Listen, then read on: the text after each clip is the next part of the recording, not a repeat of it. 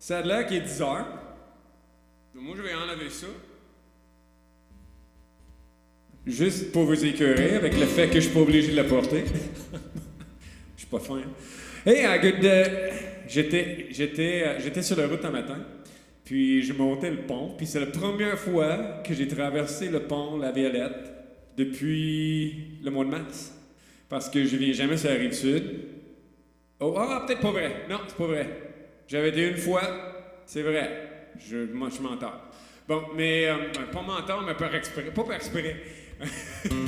Bon, t'es d'accord.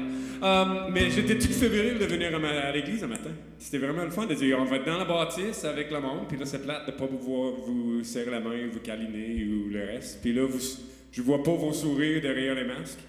Je sais que vous sourirez. Faudrait vous fassiez des gens de cœur avec vos mains, quelque chose, là, quand vous êtes content de me voir. C'est ça. Non, c'est bon ça. D'accord. Non, mais c'est le fun. J'ai hâte de voir qu'est-ce qu'on va faire avec ça. Donc, on commence notre série d'été qui est sur les 10 commandements. Je sais pas si tout le monde le sait. On va avoir entre 7 et 10 prédicateurs, je pense. Hein, Mathieu, quelque chose dans le genre, là, qui vont participer à cette série-là avec plein de différents mondes qui amènent des différents sujets. Alors, j'ai trouvé ce concept. Fred Douville m'a dit que c'est lui qui fait honneur ton père et ta mère. Je trouve que c'est intéressant que le plus jeune des prédicateurs va parler de ce sujet-là. Je trouve ce concept. Moi, je pense à ma famille. Je pense plus à tu commettras pas de meurtre. Mais merci de... Thanks, Tim. En tout cas, c'est bon. Mais donc, moi, pour préparer ça, j'ai composé un petit chant qu'on va chanter au début puis à la fin du culte du matin. Et on va faire un genre de chanson thème qui se veut un peu pour les enfants et tout le reste, mais qui vient du psaume 19. Est-ce que vous connaissez le psaume 19? Ben oui, vous le connaissez. Ça commence comme ça. Les cieux proclament la gloire de l'Éternel et l'univers, l'ouvrage de ses mains. Ça, c'est le psaume. Plus tard dans le psaume, par exemple, ça dit « La loi de l'Éternel est parfaite, elle restaure l'âme et tout le reste. » En tout cas, je vais arrêter de parler puis on va chanter, OK? Et c'est un petit chant qui parle de comment que la loi est bonne pour nous. Et comment qu'elle est précieuse et douce comme le miel. Donc, on va le chanter ensemble et je vais vous l'enseigner. Et vous avez le droit de chanter avec vos masques. Donc, vous pouvez chanter avec moi quand vous apprenez le chant. Donc, ça va comme ça.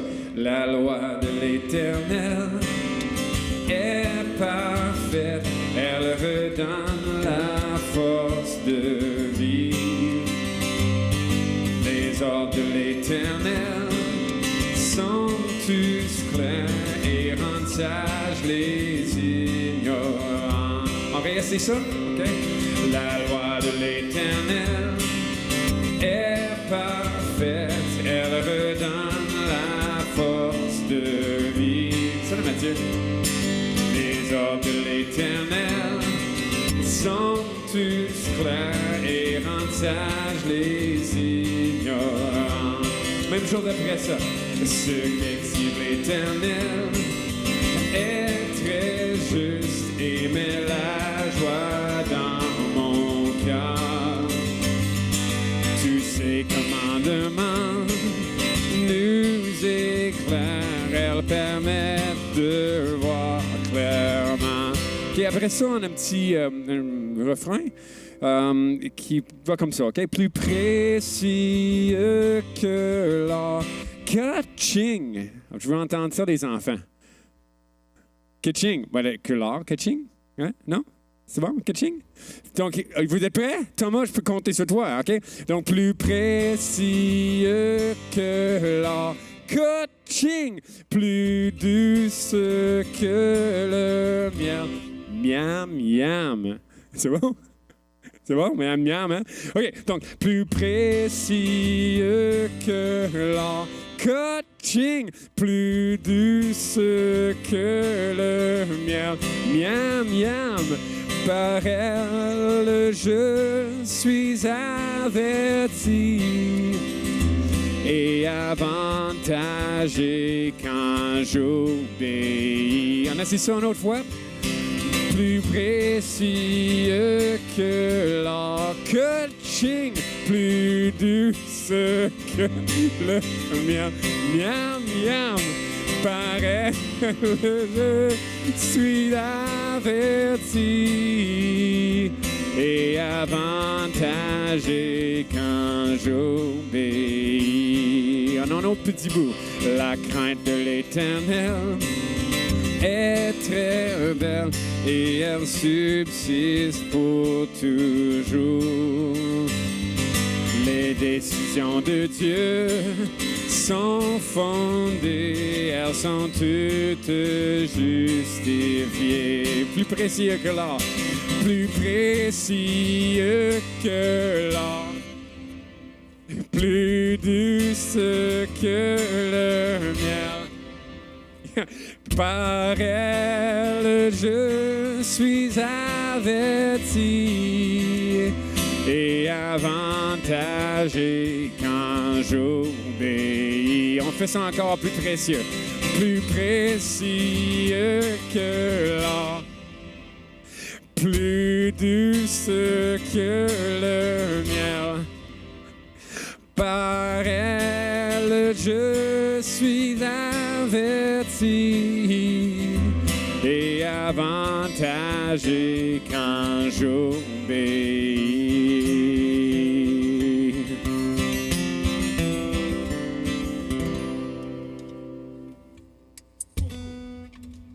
OK. Donc, ça va faire partie de notre tradition des cultes d'été en famille. On va chanter le petit chant. Bien content de catching. Mais mes enfants n'aiment pas ça. Timothée me fait signe que non. Mais en tout cas, on verra. Je parlerai avec les conseils. On verra qu'est-ce qu'on fait. Mais on a deux autres choses qu'on veut faire cet été. Un, c'est qu'on voudrait mémoriser ensemble les 10 commandements. Donc, on va les lire. On va commencer cette semaine par les lire, puis ça va nous permettre, peut-être avec le temps, de les mémoriser dans les semaines qui vont venir. Donc, est-ce que vous êtes prêts pour lire avec moi les 10 commandements? OK? Donc, ils sont là? On commence ensemble. Bien, bien fort, s'il vous plaît. Je ne vois pas vos lèvres qui bougent, donc vous ne pouvez pas juste marmonner. Il faut que je vous entende. Donc, bien fort. On y va? Tu n'auras pas d'autre Dieu devant moi. Tu ne te feras pas d'idole. Tu n'utiliseras pas le nom de l'Éternel, ton Dieu, à la légère. Souviens-toi de faire du jour du repos un jour saint. Honore ton père et ta mère. Tu ne commettras pas de meurtre. Tu ne commettras pas d'adultère. Tu ne commettras pas de vol. Tu ne porteras pas de faux témoignages contre ton prochain et tu ne convoiteras pas. Donc, les 10 commandements qu'on a là, et on va essayer de les mémoriser ensemble avant la fin de la série. On vous encourage de pratiquer à la maison. Pratique à la maison. C'est bon? Non, mais c'est une belle chose à faire autour de la table familiale pour essayer d'inculquer ces choses-là. Et dernière chose qu'on va faire ensemble, avant que Mathieu vienne avec une courte pensée, c'est ici, ça vient du... Qui connaît le nouveau catéchisme pour la cité? Est-ce que c'est quelque chose qui est connu ici? Mettez ça dans votre tête, nouveau catéchisme pour la cité. Les catéchismes, des fois on dit, hey, c'est pas catholique ça, les catéchismes. On voit ça sur les pancartes pour le monde, d'inciter le monde à aller dans le paroisse. Mais en fait, il paraîtrait que les premiers catéchismes étaient faits par les protestants pour enseigner à leurs enfants les bases de la foi. Puis ça fonctionnait tellement bien que les églises catholiques ont commencé à faire pareil. Et c'est de là que ça vient. Fait que c'est un qui a été écrit par Tim Keller puis d'autres, là, mais pour être modernisé. Fait que là, il y a une section là-dedans qu'on traite des 10 commandements. C'est à partir du numéro 9. Donc, si vous allez voir sur Internet, vous pouvez avoir ces choses-là. OK? Donc, on va essayer de mémoriser aussi les questions-réponses pour les 10 commandements. Donc, la question que je vais vous poser... Qu'ordonne Dieu dans le premier commandement? Qu'est-ce que Dieu veut nous demander de faire dans le premier commandement? On va lire ensemble. Dans le premier commandement, Dieu ordonne de le connaître et de lui faire confiance, car il est le seul vrai Dieu et le Dieu vivant. On essaie encore? Qu'ordonne Dieu dans le premier commandement? Dans le premier commandement, Dieu ordonne de le connaître et de lui faire confiance, car il est le seul vrai Dieu et le Dieu vivant. Moi, je trouve que ça se dit très bien. C'est très intéressant comment c'est structuré. On le fait la dernière fois? On essaie de le faire? OK, donc, coordonne Dieu dans le premier commandement. Dans le premier commandement, Dieu ordonne de le connaître et de lui faire confiance, car il est le seul vrai Dieu et le Dieu vivant. C'est bon? OK. On va pratiquer ça encore à la fin. Juste avant d'appeler Mathieu pour une petite méditation, je pense qu'on a quelques annonces. Ça se peut-tu, Yvon? Très rapidement? Vas-y.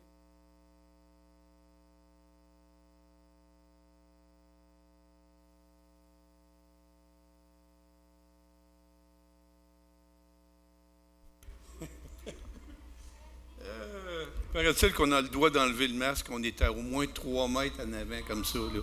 Pour ça que... Alors, je suis content que vous soyez là ce matin. Ça fait maintenant plus de 3 mois et demi qu'on ne s'est pas réunis en tant qu'Église. Alors, je suis content que vous soyez là. On n'est pas tous ce matin. Il y en a qui, pour toutes sortes de raisons, ne sont pas là. Alors que Dieu les bénisse aussi à travers de ça. Mais moi, je suis content. Toutes les familles qui sont là, j'ai l'occasion de toutes vous connaître, vous qui êtes là ce matin, et c'est vraiment une belle joie. Vous avez remarqué sans doute que le format du culte va être complètement différent. Soit en passant, je remercie vraiment les gens qui se sont impliqués ce matin au niveau bénévolat pour organiser le parking, l'accueil, toute la disposition de la salle. On voit qu'il y a du travail là-dedans. Hein? Puis je les remercie beaucoup.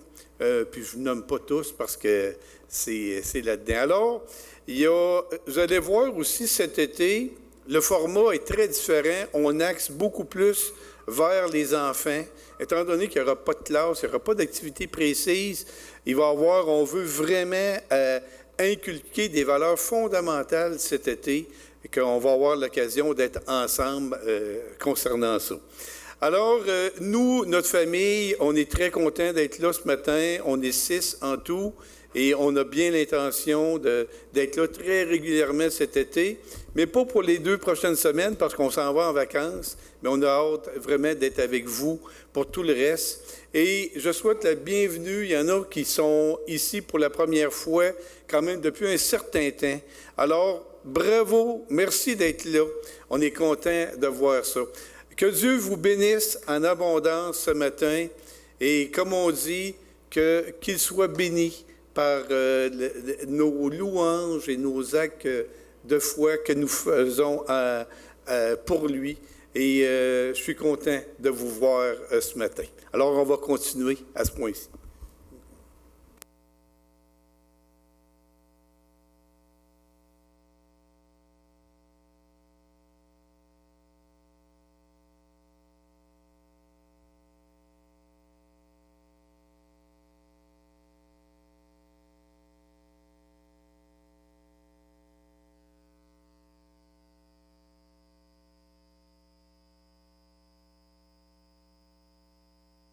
Oui, 1, 2. Bon, c'est bon.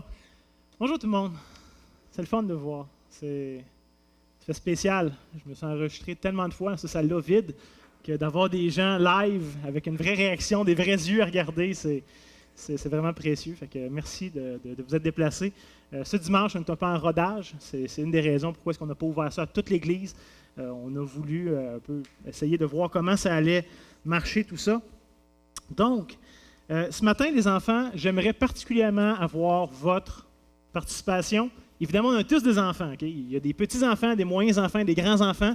On est tous des enfants, donc vous êtes tous les bienvenus de participer. Mais laissons peut-être la chance, premièrement, à ceux qui sont d'âge primaire de répondre, d'interagir. Après ça, d'âge secondaire, et par la suite, le reste qui seront là. Ça va? Ça fait du sens? Donc, moi, j'avais un PowerPoint, c'est super, c'est là. Comme on a vu ensemble avec Will ce matin, voici ce que nous demande le premier commandement. Will nous l'a fait pratiquer. On va le relire ensemble, juste pour être sûr que ça rentre bien. Donc, dans le premier commandement, Dieu nous demande 2 choses essentiellement. De le connaître et de lui faire confiance. Et il y a 2 raisons qui nous sont données. Pourquoi est-ce qu'on devrait chercher à le connaître et à lui faire confiance?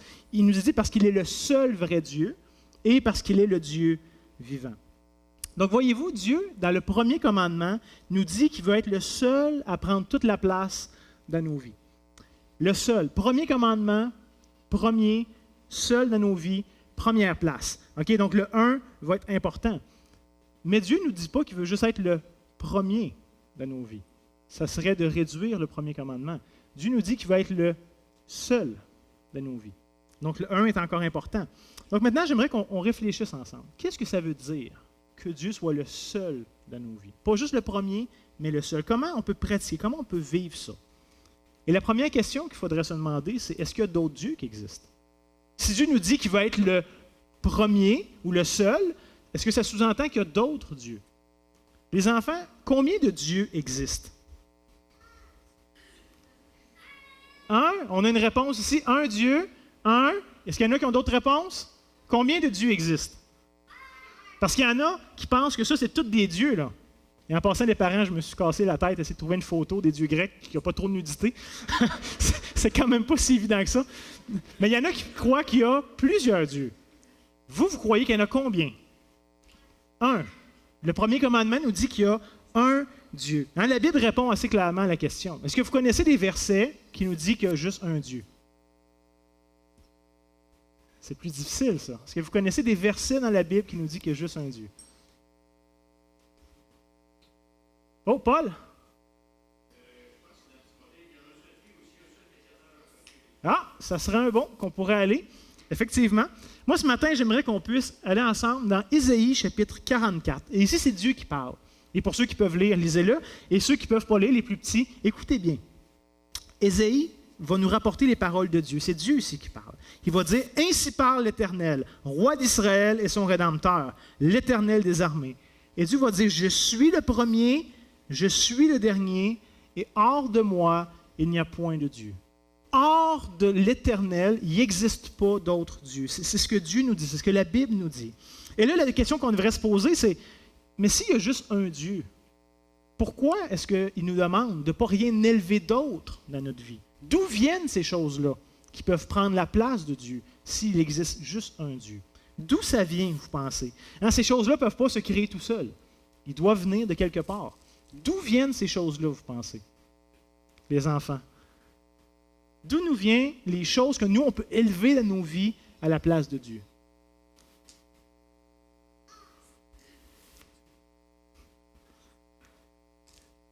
Est-ce qu'il y a des adultes qui aimeraient aider leurs enfants?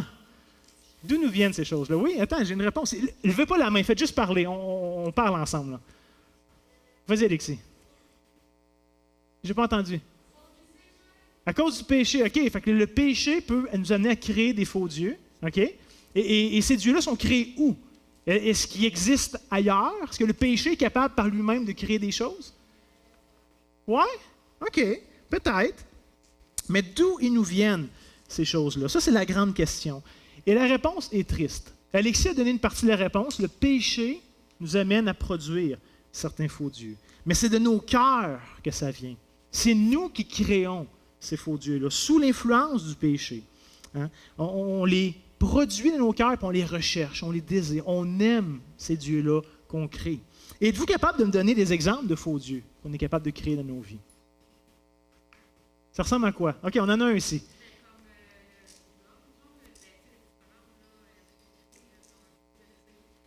OK, fait que oui, il y a des idoles physiques qui peuvent être créées. Oui. D'autres faux dieux qu'on peut créer dans nos cœurs. Ça ressemble à quoi? Quelle forme ça peut prendre dans nos vies, concrètement? Le sport, OK, ça, c'en est un que j'ai sur ma liste. Oui, vas-y, William. L'argent, ça aussi, c'en est un que j'avais mis sur ma liste. C'est bon. Est-ce qu'il y en a d'autres? Le cellulaire. Oui, ça pourrait, définitivement. Vas-y, Alexis, lève pas ta main, fais juste les dire. La guerre. OK, fait que de vouloir se battre, conquérir des choses. Oui, OK. Les jeux vidéo. Oh, ça, c'est impressionnant quand on est jeune. Et c'est toutes des bonnes réponses. James? Le chocolat. Oui, il y en a que c'est le chocolat, c'est vrai. Les animaux, OK, ça peut être ça. Voyez-vous, finalement, à peu près n'importe quoi, à cause du péché de notre cœur, peut être élevé à la place de Dieu dans nos vies. Moi, j'ai fait une petite liste, puis il y a déjà des bonnes réponses. C'était toutes des bonnes réponses, mais il y en a qui sont sur ma liste. Des personnes spéciales. Quand on est jeune, ça peut être notre père, notre mère, des amis, un papi, une mamie, toutes sortes de personnes spéciales qui, dans notre vie, finissent par avoir plus d'importance que Dieu. On veut plus être avec eux, plus passer de temps avec eux qu'on peut vouloir avec Dieu. Deuxièmement, ça a été dit, il y a des jeux, des sports, des passe-temps, des activités, toutes sortes de choses divertissantes qu'on arrive à aimer puis qui prennent plus de place que Dieu à nos vies. On passe plus de temps à se consacrer à ces choses-là qu'on voudrait passer du temps avec Dieu, par exemple. Un autre qui a été dit, je pense, c'est là-bas, mais l'argent peut être un faux Dieu dans notre vie. Et si vous êtes très jeune, peut-être vous n'avez pas beaucoup d'argent. Mais plus que vous allez grandir, plus que l'argent va prendre une place, parce que c'est important dans la société. On a des factures à payer, on va avoir des maisons, des autos. Fait que l'argent a un rôle à jouer. Hein? Et finalement, l'argent peut facilement devenir plus précieux que Dieu. On peut penser que l'argent répond mieux à nos besoins que Dieu est capable de répondre à nos besoins. Et c'est un piège, hein? C'est un leurre. Et finalement, nous-mêmes, on peut s'élever plus que Dieu dans notre propre vie. On peut en arriver à penser qu'on est plus important que Dieu, que notre temps est plus précieux que Dieu, que nos priorités sont plus importantes que ce que Dieu peut nous demander.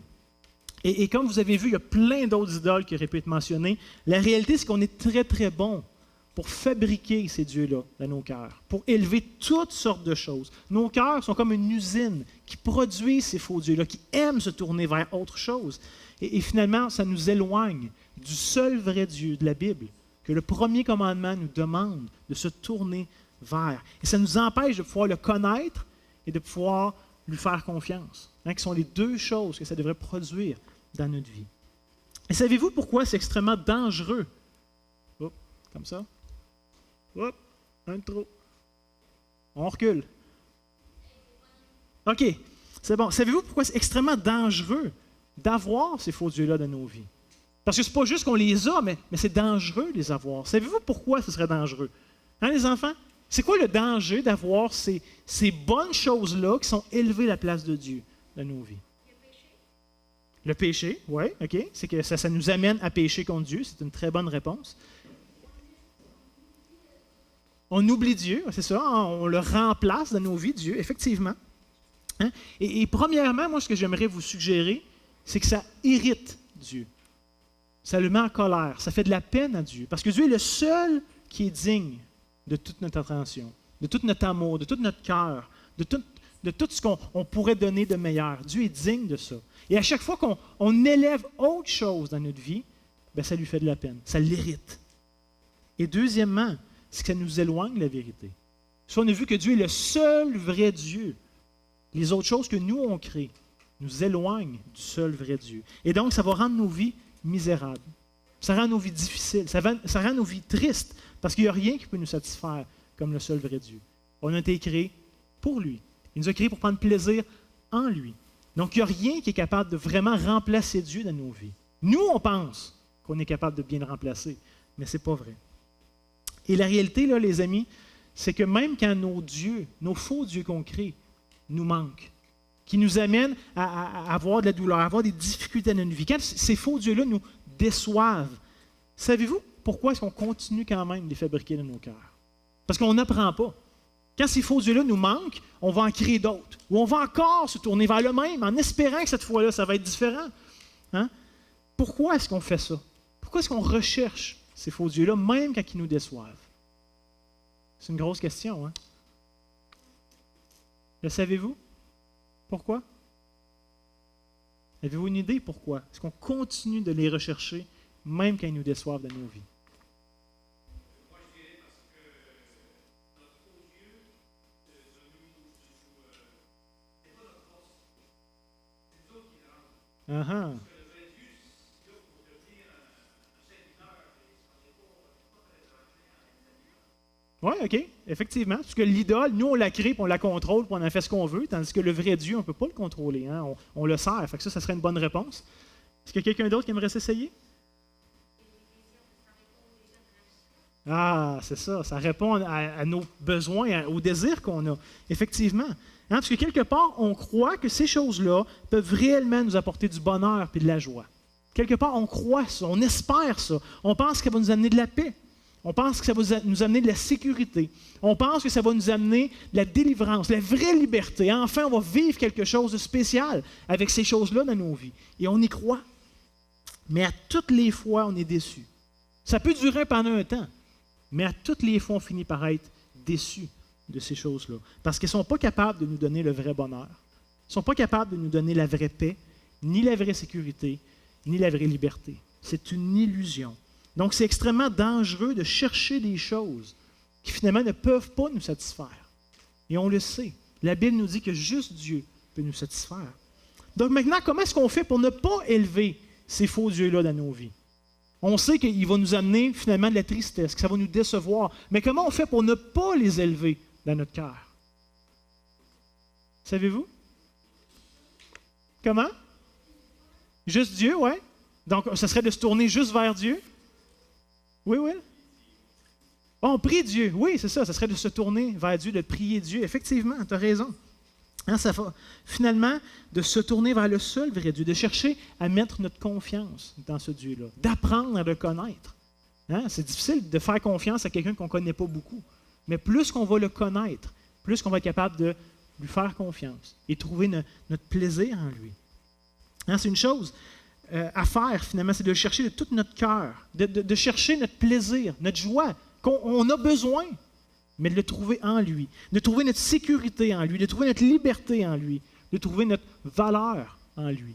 Et c'est ça que Dieu veut pour nous, de finalement venir à refuser toutes les offres de nos faux dieux, qui semblent être vraies, mais qu'on sait qu'ils vont nous décevoir. Et en terminant, j'ai une dernière question à vous poser. Comment est-ce qu'on fait pour être sûr de connaître le vrai Dieu?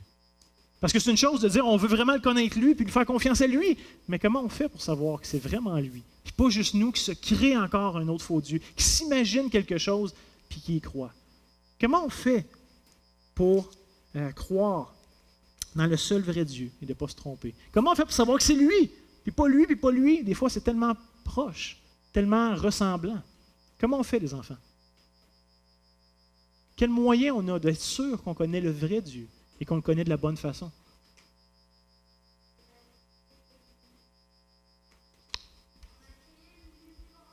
Il a créé l'univers, OK, ce serait de regarder l'univers qui nous entoure, OK, ce serait une façon de le faire. Lire la Bible, effectivement. Hein? Ça serait de finalement de ne pas se tromper, parce que la réponse, ça va être de le connaître en lisant la Bible, en apprenant à connaître la Bible où Dieu s'est révélé, où Dieu a voulu se faire connaître à nous. Et on apprend à connaître qui il est et qu'est-ce qui s'attend de nous. Hein, il nous dit tout ça dans sa parole, dans sa Bible. Donc, c'est en lisant la Bible qu'on apprend à connaître le vrai Dieu. Et en terminant, les enfants, j'aimerais juste peut-être faire un petit quiz avec vous pour voir, est-ce que vous connaissez déjà un petit peu le Dieu qui s'est révélé dans la Bible? Par exemple, est-ce que la Bible nous dit que Dieu est bon? Est-ce que c'est vrai, ça, que Dieu est bon? Oui? Combien pensent que Dieu est bon? OK, vous pensez tous que Dieu est bon, et c'est vrai. Hein, dans le psaume 145, on nous dit « L'Éternel est bon envers tous, et ses compassions s'étendent sur toutes ses œuvres. » Donc Dieu est bon, et tout ce qu'il fait est bon aussi. Une autre question pour vous, est-ce que Dieu peut nous tromper? Est-ce que quand on lit la Bible, on voit que Dieu peut nous tromper? Non? Dieu ne peut pas nous tromper, vous pensez? Effectivement, vous avez raison, vous êtes bon. Quand on lit la Bible, on voit que Dieu n'est pas un homme pour mentir. Et que finalement, ce que Dieu dit, il va le faire. Ce que Dieu déclare, il va l'accomplir. On peut donc faire confiance à Dieu et à ce qu'il dit. Parce que Dieu ne vient pas nous mentir. Et finalement, est-ce que Dieu apprend des choses? Est-ce que Dieu peut apprendre quelque chose de nouveau? Oui? Tu penses que Dieu peut apprendre quelque chose de nouveau? Non? Là, j'ai un oui, j'ai un non. Les autres, vous pensez quoi? Non? Qu'est-ce que la Bible dit à ce niveau-là?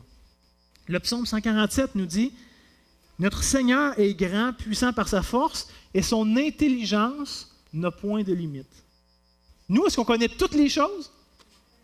Non, nous, on va à l'école pour apprendre des choses, hein? Parce qu'on a une petite tête, puis on découvre, puis on apprend, puis on est limité. Mais Dieu, lui, n'est pas limité jamais. Dieu connaît toutes les choses, sans exception. Et même la Bible nous dit, par exemple, que Dieu connaît tout le nombre de cheveux que vous avez sur votre tête. C'est quand même spécial, hein, quand on y pense. Est-ce que vous connaissez le nombre de cheveux que vous avez sur votre tête? C'est impossible, il y en a trop. C'est une tâche qu'on ne serait pas capable de faire, vous puis moi. Comment? Oui, c'est ça. Dans certains cas, c'est plus facile que d'autres. Mais je ne voudrais pas avoir la tâche de compter même ceux de Paul. Ça serait long quand même à faire. C'est ça. Mais Dieu le sait. Dieu connaît les cheveux qu'on a sur notre tête. Et même, la Bible nous dit que Dieu connaît ce qu'on va dire avant qu'on le dise. Est-ce que vous savez ce que je vais dire dans 30 secondes? Moi-même, je ne sais pas tout à fait ce que je vais dire dans 30 secondes, mais Dieu le sait. Il connaît nos paroles avant qu'elles sortent de notre bouche.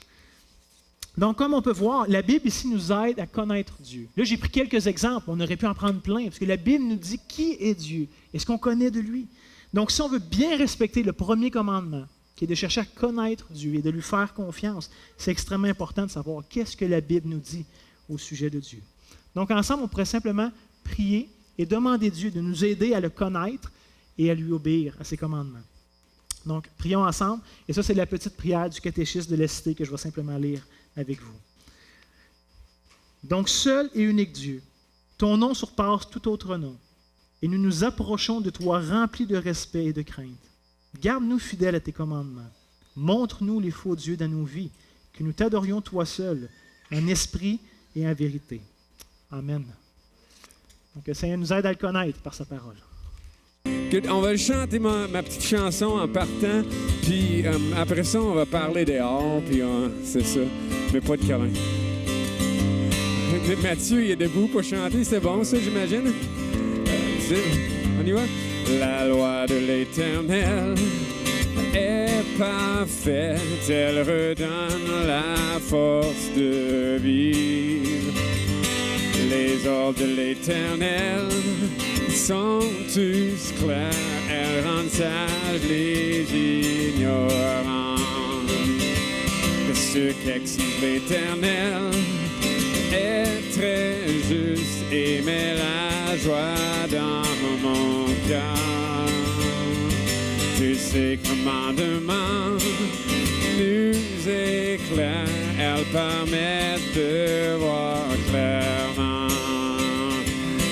Plus précieux que l'or, plus douce que le miam, miam, miam. Par elle je suis averti et avantagé quand j'obéis.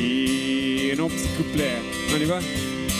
La crainte de l'Éternel est très belle et elle subsiste pour toujours.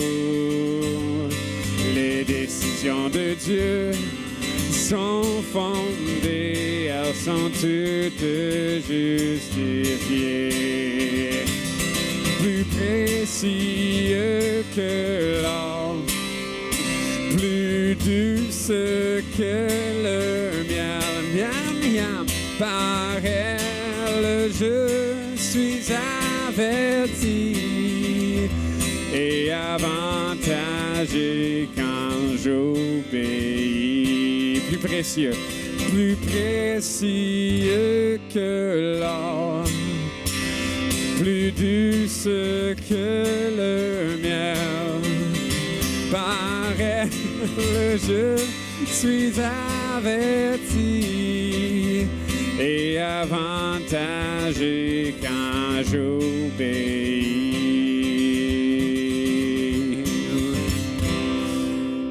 Et c'était ça. Donc, à plus tard et on se voit dehors. Wouhou!